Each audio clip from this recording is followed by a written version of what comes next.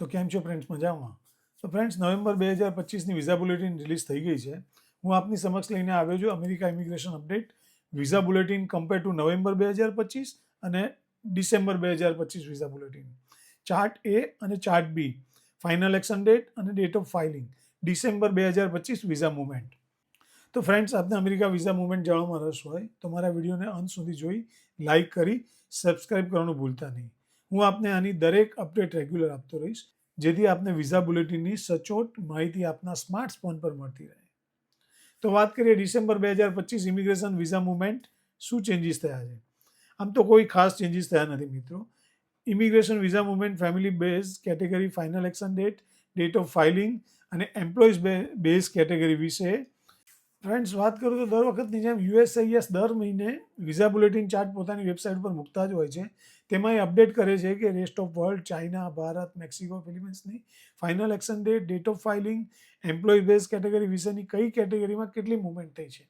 એમની વેબસાઇટ ઉપર આપેલી માહિતી અનુસાર આપણે અહીંયા એક ચાર્ટ બનાવી તમારી સમક્ષ રજૂ કરીએ છીએ. તેમાં લેફ્ટ સાઈડ નવેમ્બર મહિનાની અને રાઇટ સાઈડમાં ડિસેમ્બર મહિનાની ઇમિગ્રેશન વિઝા મુવમેન્ટની અલગ અલગ કન્ટ્રી વાઇઝ તેની ફાઇનલ એક્શન ડેટ અને ડેટ ઓફ ફાઇલિંગ અને કેટલા મહિનાની કે કેટલા દિવસની મુવમેન્ટ થઈ છે, તે કરંટમાં કઈ ડેટ ચાલી રહી છે, આ બધી વિગત આપ ચાર્ટમાં શો કરે છે. તે તમે ચાર્ટ ઓન સ્ક્રીન જોઈ શકો છો. તો ફ્રેન્ડ્સ, વાત કરીએ ફાઇનલ એક્શન ડેટ વિશે. તો ફાઇનલ એક્શન ડેટમાં F1 કેટેગરીમાં rest of world, China, Bharat અને ફિલિપાઇન્સમાં કોઈ પણ મુવમેન્ટ જોવા મળી નથી. માત્ર મેક્સિકોમાં 99 દિવસની મુવમેન્ટ જોવા મળી છે. હવે વાત કરીએ ફાઇનલ એક્શન ડેટમાં F2A કેટેગરીમાં. તો rest of world, China, Bharat, Mexico અને ફિલિપાઇન્સમાં કોઈ મુવમેન્ટ જોવા મળી નથી. હવે વાત કરીએ ફાઇનલ એક્શન ડેટ વિશે. તો ફાઇનલ એક્શન ડેટમાં F2B કેટેગરીમાં રેસ્ટ ઓફ વર્લ્ડ, ચાઇના અને ભારતમાં ફાઇનલ એક્શન ડેટ F2B કેટેગરીમાં કોઈ પણ મુવમેન્ટ જોવા મળી નથી. જ્યારે ફાઇનલ એક્શન ડેટ F2B કેટેગરીમાં મેક્સિકોમાં 151 દિવસની મુવમેન્ટ જોવા મળી છે અને ફિલિપાઇન્સમાં 7 દિવસની મુવમેન્ટ જોવા મળી છે. વાત કરીએ ફાઇનલ એક્શન ડેટ વિશે. તો ફાઇનલ એક્શન ડેટમાં F3 કેટેગરીમાં rest of world, China, Bharat અને મેક્સિકોમાં ફાઇનલ એક્શન ડેટમાં F3 કેટેગરીમાં કોઈ મુવમેન્ટ જોવા મળી નથી. જ્યારે ફાઇનલ એક્શન ડેટ F3 કેટેગરીમાં ફિલિપાઇન્સમાં 40 દિવસની મુવમેન્ટ જોવા મળી છે. હવે વાત કરીએ ફાઇનલ એક્શન ડેટ વિશે. તો ફાઇનલ એક્શન ડેટમાં F4 કેટેગરીમાં rest of world, China, Bharat અને મેક્સિકોમાં કોઈ પણ મુવમેન્ટ જોવા મળી નથી. જ્યારે ફાઇનલ એક્શન ડેટ F4 કેટેગરીમાં ફિલિપાઇન્સમાં 115 દિવસની મુવમેન્ટ જોવા મળી છે. તો ફ્રેન્ડ્સ, હવે વાત કરીએ ડેટ ઓફ ફાઇલિંગની. તો ડેટ ઓફ ફાઇલિંગમાં F1 કેટેગરીમાં rest of world, China, Bharat, Mexico અને ફિલિપાઇન્સમાં કોઈ પણ મુવમેન્ટ જોવા મળી નથી.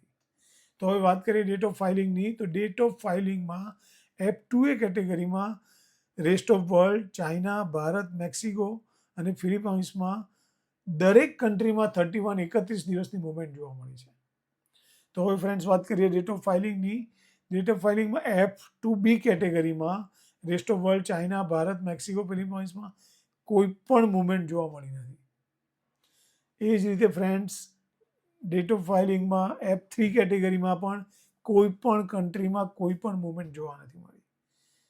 એ જ વસ્તુ ડેટ ઓફ ફાઇલિંગની F4 કેટેગરીમાં પણ કોઈ પણ કન્ટ્રીમાં કોઈ પણ મુવમેન્ટ જોવા મળી નથી દોસ્તો. એ જ પ્રમાણે એમ્પ્લોય બેઝ કેટેગરીમાં મુવમેન્ટ જોવા મળી છે. આપ એમ્પ્લોઈઝ બેઝ કેટેગરી પણ સ્ક્રીન પર આપેલ ચાર્ટમાં જોઈ શકો છો. તો ફ્રેન્ડ્સ, આ વખતે ફાઇલોમાં કોઈ ખાસ મુવમેન્ટ જોવા મળી નથી. યુએસસીઆઈએસ કહે છે કે હવે કામ સ્પીડમાં થશે, કોમ્પ્યુટરાઇઝમાં ચેન્જીસ થયા છે, સિસ્ટમ અપગ્રેડ કરી છે, પણ તે પ્રમાણે કોઈ ફેરફાર હજી સુધી જોવા મળ્યા નથી.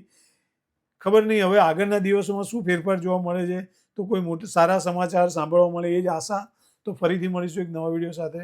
Good bye.